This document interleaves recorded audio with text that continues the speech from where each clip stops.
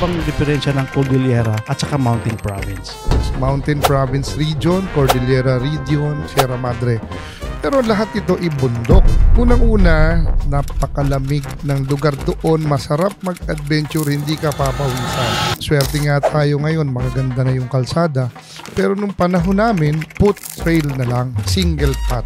Tapos yung makikita mo dito, yung mga klase ng bundok na kala mo gumagalaw yung bundok. Ano yung parang gumagalaw yung bundok? Kasi habang gumagalaw yung motor mo, yung bundok, nag-iiba ng posisyon. Sa tagal ko na nagbumotor, ngayon ko lang narinig na. Hindi mo kasi nakikita yung bundok dahil doon ka sa kalsada nakapokus. Kasi noon, hindi pa open ang tourism doon sa mga bundok na yan. Kami, gala lang kami ng gala, motor lang kami ng motor, magaganda yung motor namin. So parang nag-uubos kaming gasolina, sila naman naghihirap. Ang alaga nilang mga baboy, manok, member ng family. Parang nasaktan mo sila, nasugatan mo sila, gagantihan kanila. Kami, prepared kami na pupunta ka sa ganyan lugar, huwag ka maghahanap ng masarap. Ngayon, kung gusto mo local food, sa palengke naman kami kumakain. Kung hindi ka maselan at food, punta ka ng hospital. Teka, bakit hospital? Sa gilid ng hospital, may... Hello, good morning, good afternoon sa lahat ng mga viewers natin at saka magandang gabi sa lahat ng mga viewers at saka nanonood at saka nakinig sa podcast ngayon. And guys, nandito na naman tayo, no? Meron na naman tayong panibagong guest. And itong podcast natin ngayon is pamagatang anong meron sa Cordillera at saka sa Mountain Province. This is episode number 5.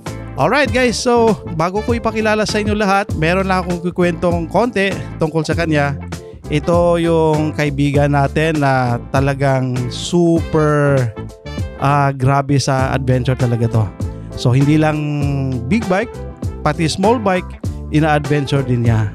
And for sure, sa alam ko lang, walang lugar sa Pilipinas na hindi napuntahan dito. At saka pag nagra-ride to, nakikita nyo to sa lugar nyo, hindi nyo siya makilala. Kasi napaka low profile nito. Minsan nga nagba-boxer shorts lang to at saka nagbubuta. And parang local bike lang yung ginagamit. Sa alam ko rin, naka 4 times na Philippine Loop na to sa isang taon. And of course guys, ipakilala ko sa inyo yung kaibigan natin, Raymond Concepcion. Bro, magandang gabi, magandang umaga, magandang tanghali. Yes. Gabi, umaga, tanghali. Medyo kinakabahan ako, kailangan ko ng pampalakas ng loob. Hindi ako sanay humarap sa ganitong sitwasyon sa camera. Medyo mahihain. Bro, introduce mo na yung sarili mo. Pakilala natin kung sino yun si Raymond Concepcion. Yes, ako nga pala si Raymond Gerard Concepcion, 50 years old plus. Anong plus? 50 plus. Anong plus nga? 50 plus. 50 ako dati. Ngayon, 50 dati. 50 ako dati. Pero tapos plus na may ngayon. Plus pa ngayon. Ayos ah. Then salamat din at naging bisita ako rito ni Sandro. Pag-usapan daw namin kung anong maganda, bakit daw ako halos tumira na sa kabundukan dito sa atin sa Luzon. Sabi nga niya, Cordillera, Mountain Province at Sierra Madre. Yes, oo. Bro, kasi palagi ko kasing naririnig yan, yung Cordillera. Actually, hindi naman talaga ako taga Luzon, no? So I'm from Cebu. And siyempre, narinig ko na yung mga lugar na yan na napakaganda. Then, narinig ko rin sa iyo, kinikwento mo sa akin yan, na napakaganda ng Cordillera at saka Mountain Province. Bro, ano ba yung nakakaiba? Ano bang diferensya ng Cordillera at saka Mountain Province? Okay, actually, hindi ko alam. Ang alam ko sa kanilang lahat ay Mountain Province, Mountainous Province. Ang pagkakaalam ko is Mountain Province Region, Cordillera Region, at saka Sierra Madre. Pero lahat ito ibundok. So itong tatlo, no? Bundok. Yes, halos yan. Ngayon, ang tanong mo nga sa akin palagi, ano ang meron, bakit ako pabalik-balik? Yes. Ang unang-una, sabi ng mga kaibigan ko is napakalamig ng lugar doon, masarap mag-adventure, hindi ka papawisan. So, habang nahihirapan ka sa adventure, kasi ngayon, swerte nga tayo ngayon, magaganda na yung kalsada. Pero nung panahon namin, parang mahirap. Puro yung kalsada is panahon pa ng Amerikano. And then nagkaroon ng landslide, walang dumadaan, naging foot trail na lang, single path. So ibig sabihin, during the American or Japanese War, ginagawa yung mga kalsada na yon. Ginawa na. Nagawa na. May kalsada na siya, mga quarry roads, logging roads.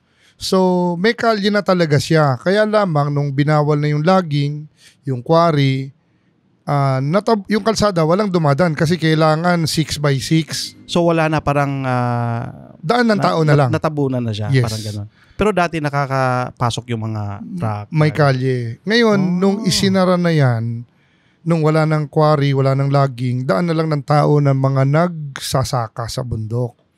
Doon kami dumadaan, may grupo kami na yung matadores.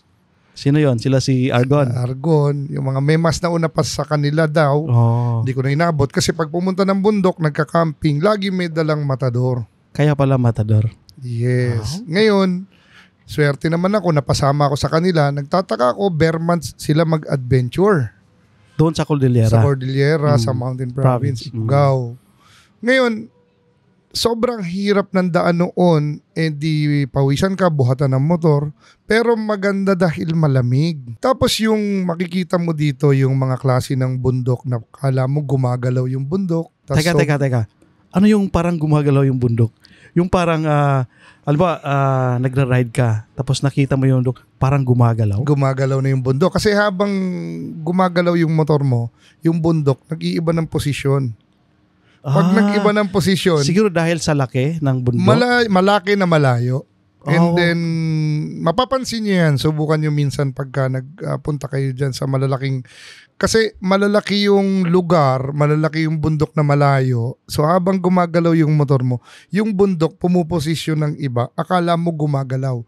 Tapos pagod ka pa. Parang sa tagal ko na nagmumotor, ngayon ko lang narinig na. Hindi mo So, kasi nakikita yung bundok dahil doon ka sa kalsada nakapokus. Tama. Pero kung ikaw ay nagra-ride ng nagre-relax, na nakikita mo lang yung daan na yung takbo natin is 30, 40, yung hindi ka nagmamadali.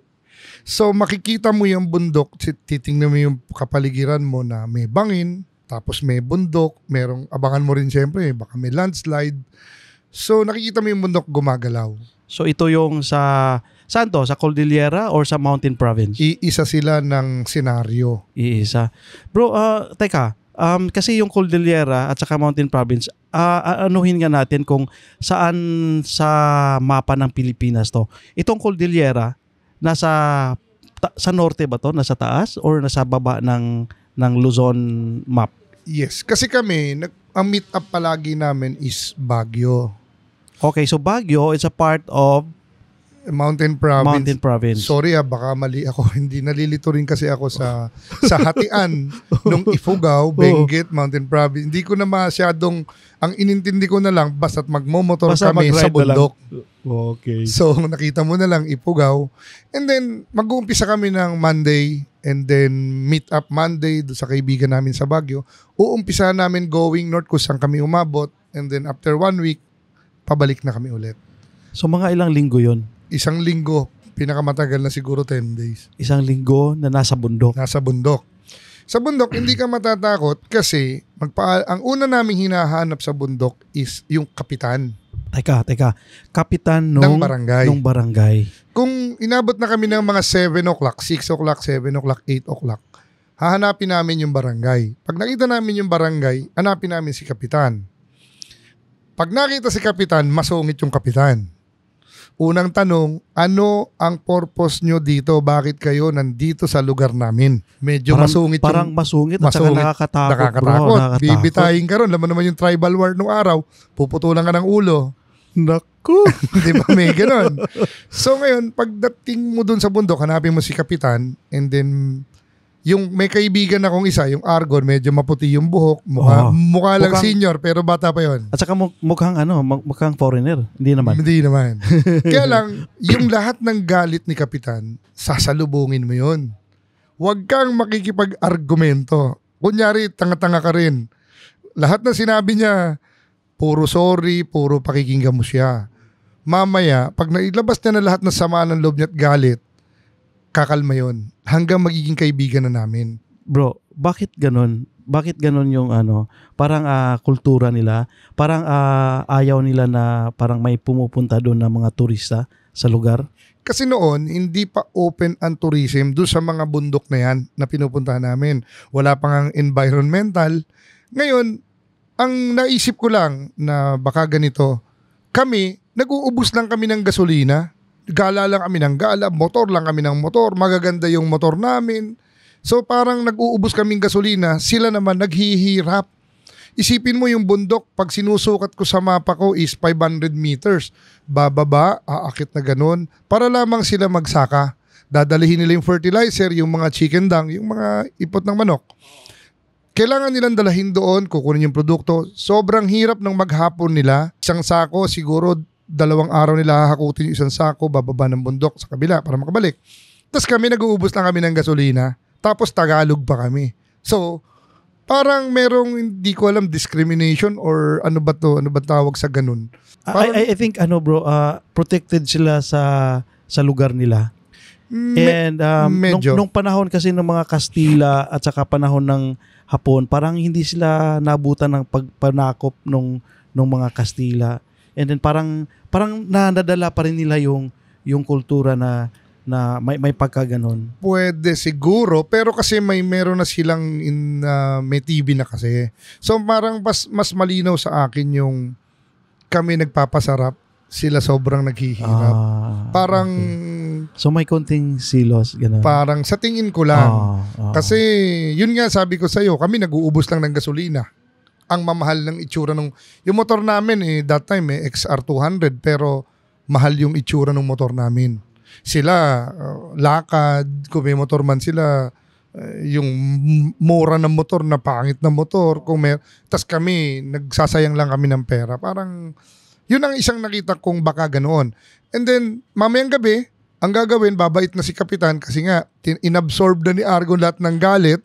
Kami naman, sanay na kami ng gano'n dahil napakaraming beses na papagalitan kami, natatakot na kami dahil mukhang puputulan na kami ng leeg sa bundok. Tapos mamaya, kaibigan na namin, sasabihin ni Kapitan, huwag na kayong mag-tent, dito na kayo sa loob ng barangay hall, matutulog.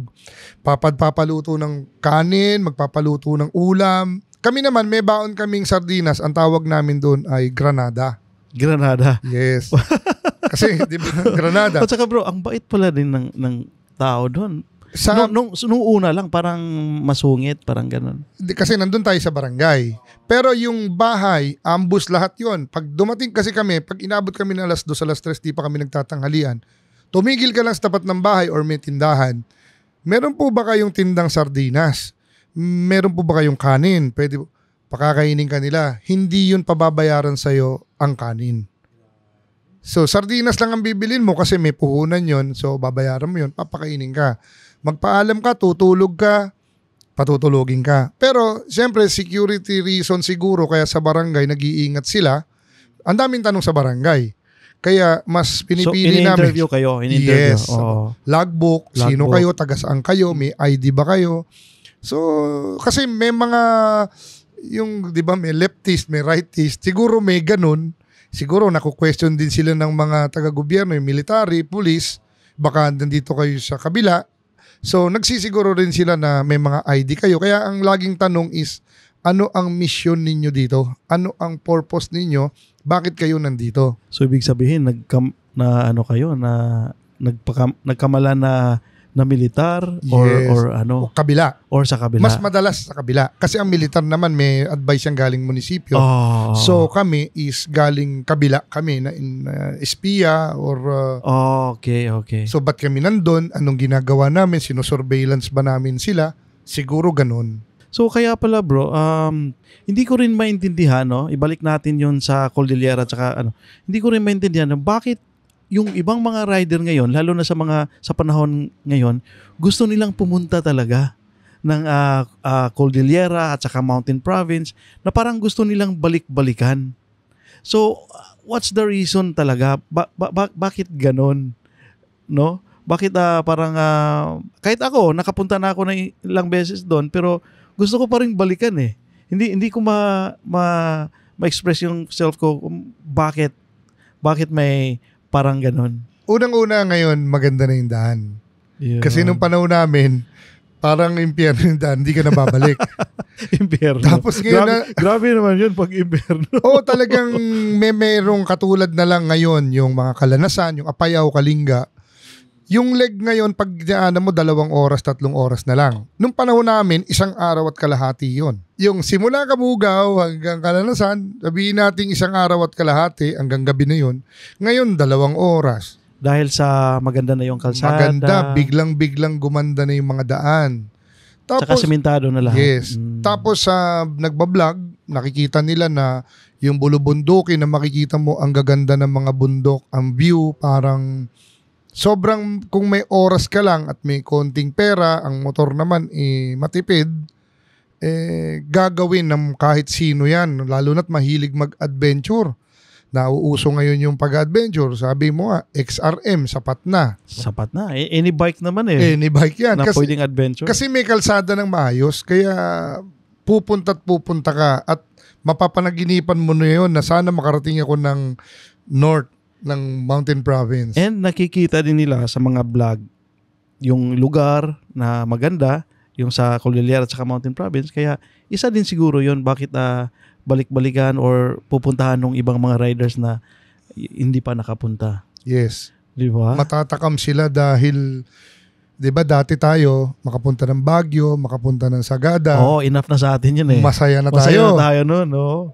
Ito, papasukin mo pa yung kaloob-looban ng Mountain Province ng Cordillera. Parang...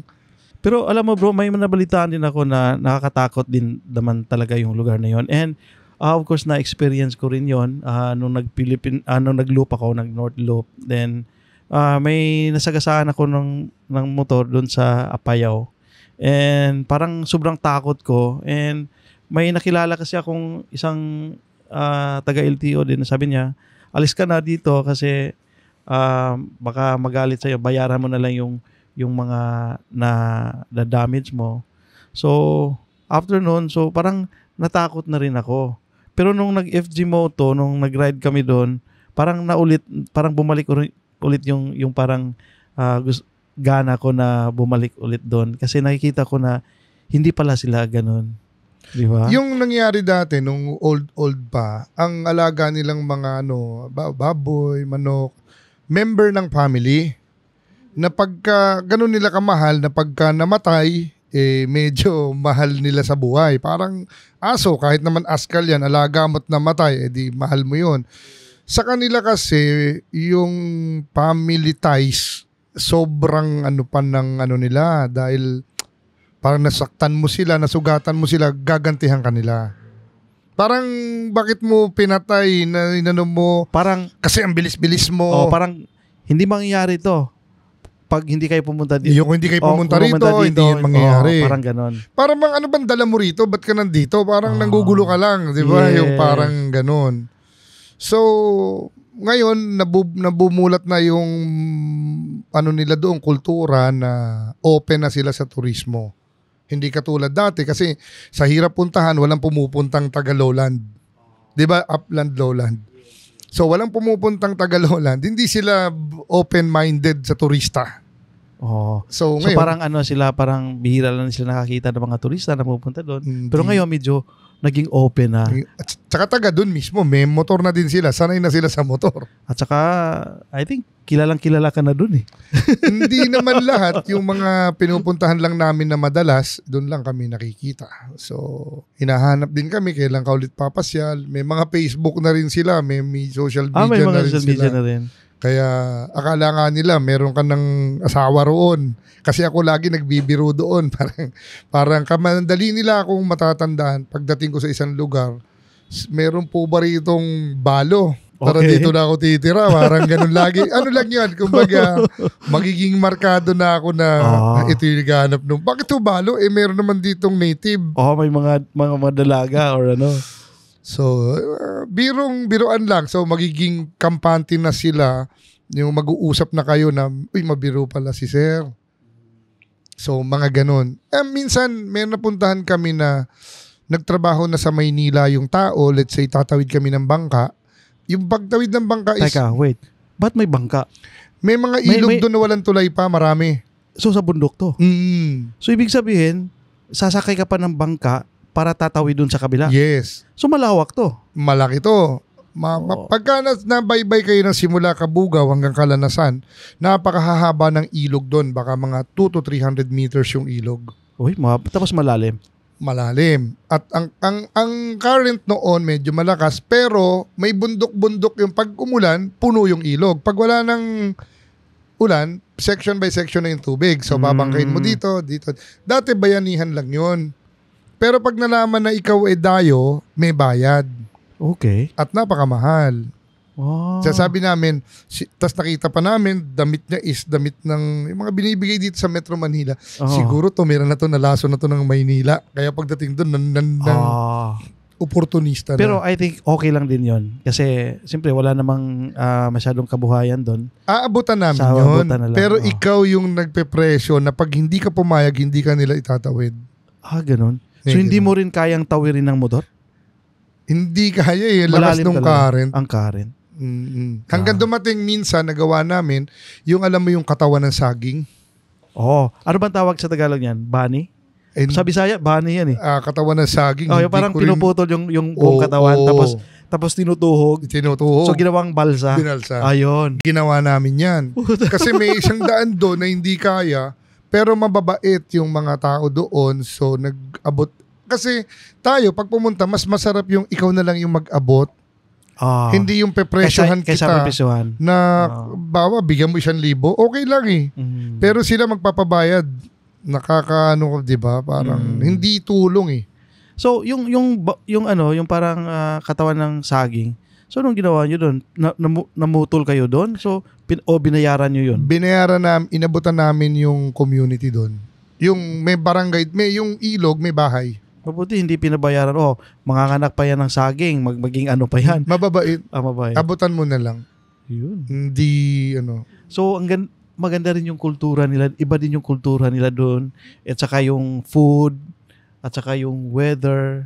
So about the food naman, ano bang mga pagkain doon? Puro gulay ba? Or may mga meat din? Or...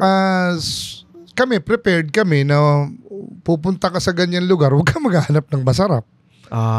Ngayon, kung gusto mo local food, sa palengke naman kami kumakain. Kung hindi ka maselan at food, punta ka ng hospital. Sa hospital, sa gilid doon. Bakit hospital? Sa gilid ng hospital, may karinderya. Yun ang perfect. Kasi, di ba? Sigurado yun, may ulam Siguradong may pagkain sa tabi ng hospital. Di ba? Hospital. Or kung wala, sa remote area, sa barangay or sa sentro ng barangay, may karinderya doon. Pero, hindi mo maano basta yung pagkain kasi nga kung ano yung local nila baka hindi ka makarelate. So ano yung local food nila, bro? It's like parang kasi iba din yung sa Benguet, yung itugon ba yun? Ang tawag nun? Yung parang dried itag. Walang ganun sa pinupuntahan namin kasi yung itag pang mayaman yun eh. Ganun. Mahal yung itag pang mayaman yun. So, ibig sabihin, parang vegetarian yung mga... yun ang mura. Itlog, pritong itlog. Di kumitinda sardinas ang bibilin mo. Or noodles. At napakasarap na sardinas sa bundok. Ganun? Bakit masarap? Gutom na gutom ka eh. Wala kang choice eh. Yun lang ang kilala mo eh. choice. Wala kang choice. Yun na lang sardinas ang kilala mo na alam mo na yung lasa. Okay to. Pero sa bahay mo, hindi ka kakain nun. Hindi ka kakain nun? Pero doon sa bundok, napakasarap. Yung corned beef na hindi mo kinakain sa Maynila. Napakasarap doon. Huwag ka na maghanap ng nilaga. Hindi ka makakakain. Magugutom ka. Grabe talaga. Paglabas mo ngayon ng city, ng highway, dyan ka na maghanap ng gusto mo. Grabe, no? So, about the food naman, syempre, yung may mga kaya din doon, meron din silang mga, Hindi kami pumupunta doon. Hindi kami pupunta doon. Kasi, pero of course, meron din silang mga dried na baboy, mga ganun. Kasi yung mga alaga nilang baboy, siyempre niluluto nila yan, di ba? Pag lumabas kami ng city, sibilisasyon, yan na yan. Andyan na yung gusto mo, yung etag, yung pwede na ang credit card. Meron na dyan ang gusto mo. Pero hanggat nandun ka sa bundok na wala, hindi ka pwede mamili kung ano nandyan, yan yun. So yung sardinas namin, alam mo, kupi-kupi yan. Kasi nakalagay sa gilid ng motor yan. Matutumba yung motor. Oh, tama no. Kaya Kasi nilagay nyo, ito yung sardinas, nilagay nyo sa pannier ba? Sa bag. Tapos Soft bag. Natutumba. Pisa-pisa yan. So, ganun din kahirap. Kasi nga, grabe yan danon. Kaya noon, hindi masyado ang turismo. Pero ngayon, katulad mo, katulad nila, parang kung may motor ka lang na mali, hindi ko na-advise ang malaking motor. Mas maliit, mas maganda. Mas madaling buhatin. Medyo oras lang ang kailangan. At saka I think perfect din yun sa mga Cordillera at saka sa Mountain Province na may mga lugar pa rin na na mga liblib. Yun na siguro na siyempre from main road, meron pa rin yung mga kalsada na mga papasok hanggang ngayon. Oo, pero lahat ng bundok may tindang gasolina. Ayun. Yung gasolina na sa Coke, bote. Lahat ng bundok meron. Kaya bisipin mo na pag naubusan ka, hindi. Lahat dun meron. At hindi sila overpriced. Siguro kung sa city, sa pump price, mahal lang sila ng 5 piso. Pwede na. Pinakamahal na 10. Pwede na kasi layo din naman. Pwede ikaw magdala ron. Hassle nun. Saka hassle nun. Ang lang, kumbaga pag tag-ulan, hindi siya marirekomenda na puntahan. Pero once na mag-summer, mag-i-enjoy ka, wag nyo rin subukan ng mag-isa, mas maganda, mga 3 man lang kayo para kung magbubuhatan kayo ng motor, may katulong kayo magbubuhat. And Mon, since na pabalik-balik ka na dyan sa lugar na yan alam ko kabisado mo na lahat dyan. At saka pinakasulok dyan. Nakita ko nga sa maps mo na talagang halos markado na lahat yung lugar. May mga bago. May mga bagong mga binuksan ngayon. Yung mga dating hindi namin madaanan, bukas na ngayon. Siguro meron pa rin akong gustong pasyalan, balikan. Pwede ba akong sumama niyan? Seset natin. Meron akong mga pwede natin balikan kasi yung mga pinupuntahan namin dati, umaatras talaga kami dahil hindi kaya. Kahit mga trail bikes. Nakakatakot kasi ang daan eksakto, mga 1 meter tapos yung bangin hindi mo na makikita. Yun. Ngayon, kalsada na yun. Pag nahulog ka doon, ay wala. Mangangamoy ka. Yes. Hindi, kakainin ka ng bayawak. Kakainin ka bayawak. Tapos may mga tulay doon, 200 meters. So, yung tulay na yun is like a hanging bridge. Na pag inoorasan ko nga is 2 minutes. Punta na tayo doon? Isang schedule lang natin. At saka ito pa, Mon. Ano yung pinaka-extreme na or memorable na experience mo doon sa lugar na yan, yung Cordillera at saka Mountain Province? Nangyari ito doon sa Abra. Gabi na yon, mga makukulit lang kami. Meron kaming place na gusto namin doon kami matutulog. Doon kami mag-set up ng tent. Kasi kahit Teka, naman... Abra. Di ba nakita ko yung Abra, parang bayan na yun sa bundok ng Abra. From Abra to Balbalan, ngayon kasi kalye na lahat yun. Kalye na Pero before, parang isang araw at kalahati yon, from Bangged hanggang Balbalan is isang araw, titulog ka pa sa gitna ng bundok. So, hindi kaya ng one day. Meron kaming spot doon na doon kami matutulog. Kasi kami may tent. Pero kami madala sa transient house or sa barangay hall. Okay. Meron kaming spot doon kami matutulog. So, may landslide na nagaganap. And then, kumalma na yung landslide, tatawid kami. Nung ako tumawid, may mga kambing sa taas o kalabaw. Nung sumigaw yung kasama ko na may sinigaw, natakot yung kalabaw. Yung kalabaw. So paggalaw ng kalabaw, gumuho ngayon yung lupa. Hala. Ang motor ko, naglandslide. Nakabota ako na hindi ko mabuhat yung bota ko dahil putik na Tapos yung motor ko, handlebar, silinyador na lang ang natira. Grabe. So yung mga kasama ko, pinanood na lang ako dahil hindi nila kung natabunan na rin ako. Hindi nila alam kung ano yung gagawin. Lahat sila, walang gumalaw. Na-shock na yun. Walang nakapag-picture. Walang nakagalaw lahat kasi ako kasi lagi nauuna Para bang ako yung... Ikaw yung scout. Ako yung guinea pig. Parang, lahat kahit sa ilog. Ako yung tatawid na pag nabasa yung itlog ko, hindi pwede motor. Okay. So masyadong malalim na. Malalim na. So hanap na kami ngayon, tutuhugin namin parang lechon yung motor. Mga ganun. Ganun ka-hardcore si Raymond? Hindi naman, kasi nagkakasundo kami nung mga kasama ko. Hindi lang ako. Marami. Sabihin nating 10 kami. Lahat kami hardcore. And then balik tayo dun sa natabunan yung motor mo. Yes. Sa Manibela na lang natira, silinyador na lang. So ano yung ginawa mo nun? Di tumigil na lang din ako tapos tinignan ko yung babagsakan ko kasi gumuho nga yung buong lupa. So, ibig sabihin, nung gumuho yung lupa, napasama ka dun sa lupa? Hindi, tumigil na siya. Kasi Tumigil kung siya. sumama ako, hulog din ako dun sa bangin. Okay. And then, nung bubuhatin na namin yung motor, hindi namin mabuhat yung motor. Kasi nakabaon na siya eh. Alam mo yung transit mixer, yung simento na galing sa truck na binubuhos? Oh, yung mixer. Ganun ang itsura ng putik. Na may bato-bato, na may putik. Parang simento. Oo, yung paa ko hindi ko mabuhat. Grabe. So, no? yung motor hindi rin mabuhat. So, anong ginawa niyo dun? Matagal. So, ito gabi na to ha? Yes. Mag-6 na. Kita pa rin pero mahirap. So, paggabi na. So, Baka lang makalimutan ko. Yung pagtas na mangyaring yun, nilibre ko sila ng hapunan. Kasi kami sa bundok, pay what you consume.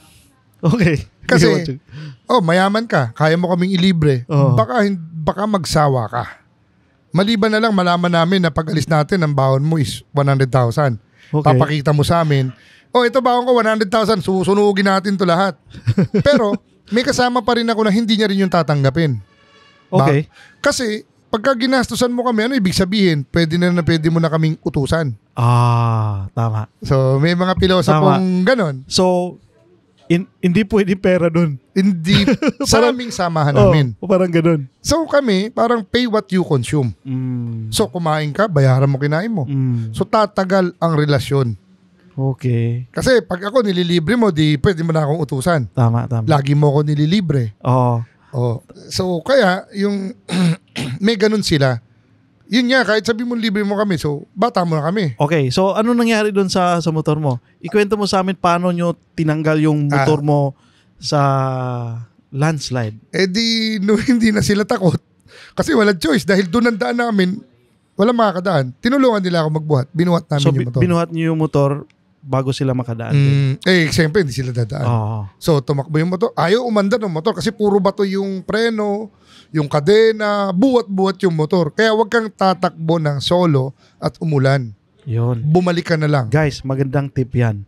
Huwag kayong tatakbo na mag-isa. Solo. O solo, lalo na mag-adventure sa mga lugar na yan. Kasi, kakainin kayo ng bayawak. Kainin kayo. Pag nahulog kayo, walang nakakita sa inyo, Mangangamoy kayo doon. uubos ka nga ng bayawak kasi pag umamoy ka, Wala na. kakainin ka na ng bayawak. Uunahin yung organ mo, sex organ. Yun ang unang nabubulok kasi doon yung bituka papunta, di ba? So, yun ang unang kakainin. Puta, pag natagpuan ka, wala na yung organ mo. Di ba? So guys, tandaan nyo yun. Magandang tip yun galing kay Raymond.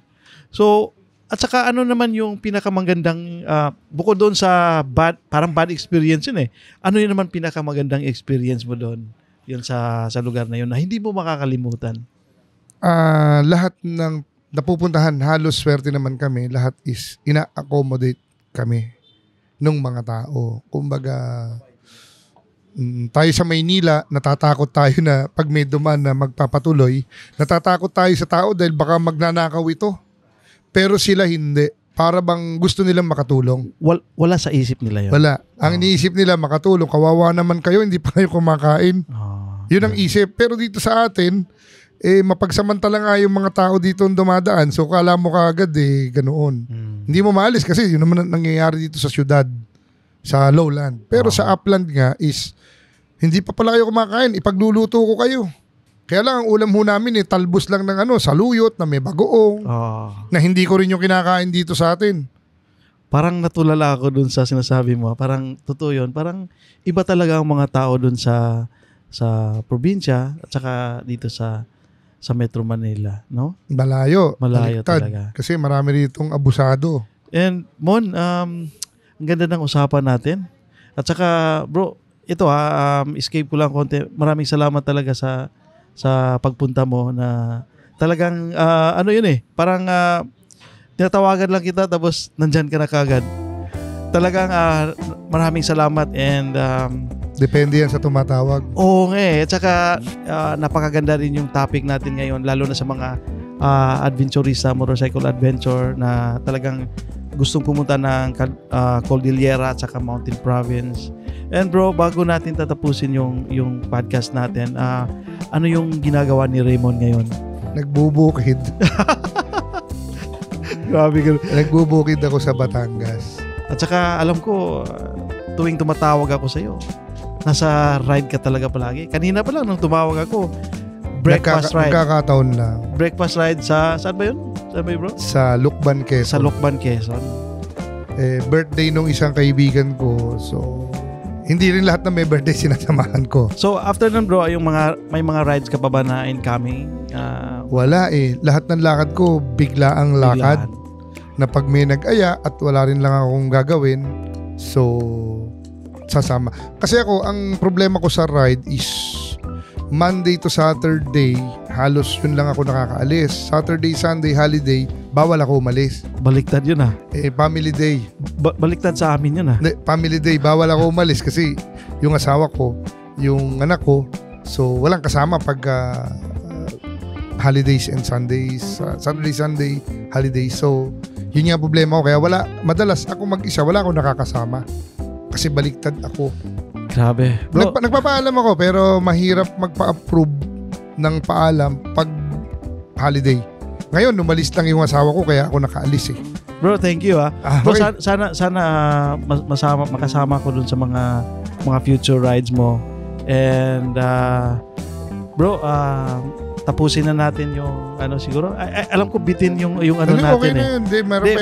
Marami pa ako gustong tatanungin. Alam ko yung mga viewers natin marami pang gustong malalaman. So mas maganda kasi yung medyo bitin konti. And Mon, maraming salamat talaga sa time mo and then sa paghihintay mo. And until next time guys, Raymond Concepcion, the man behind. Grabe ito sa adventure. Guys, maraming salamat and until next time. Thank you. See you on my next podcast. All right.